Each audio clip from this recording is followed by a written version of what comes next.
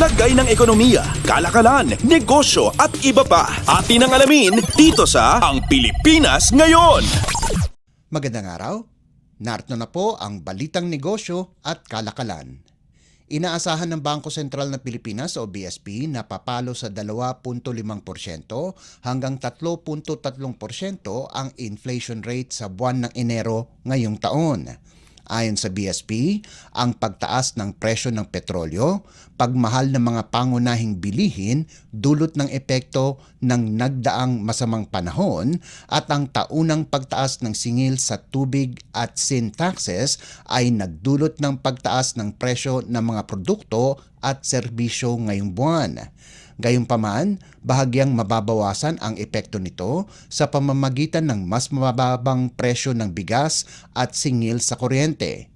Tiniyak naman ng Monetary Board na patuloy nilang imo-monitor ang mga presyo upang mapanatili ang price stability na makakatulong sa balanse at pangmatagalang paglago ng ekonomiya at paglikha ng mas maraming trabaho.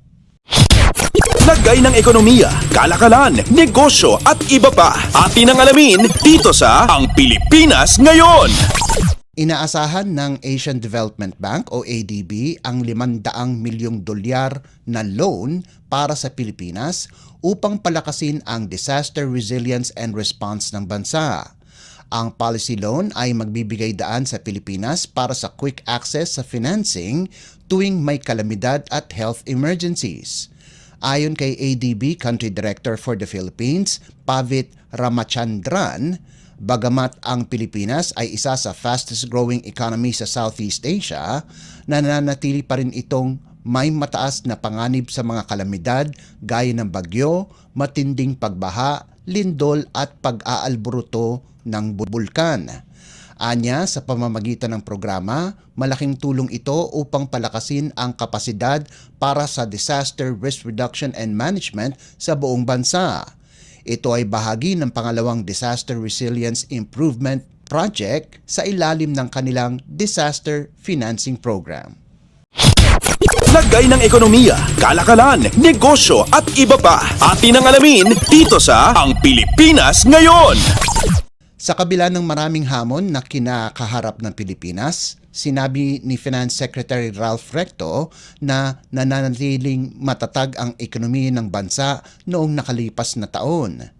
Ginawa ng kalihim ang pahayag kasunod ng naitalang 5.6 na Gross Domestic Product o GDP growth rate para sa taong 2024.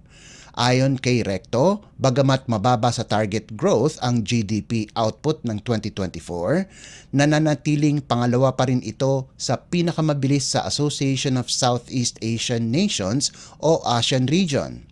Sa kasalukuyan, pangwalo ang Pilipinas sa pinakamabilis na lumalagong ekonomiya noong 2024 mula sa 46 na bansa na nakapaglabas na ng kanilang datos sa GDP para sa fourth quarter ng taon.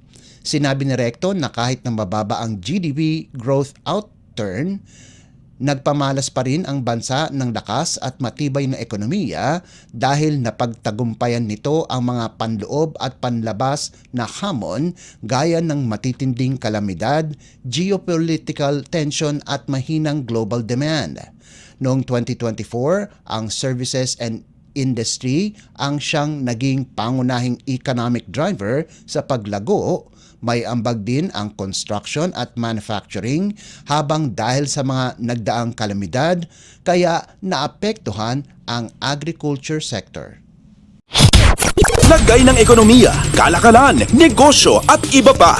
Atin ang alamin dito sa Ang Pilipinas Ngayon.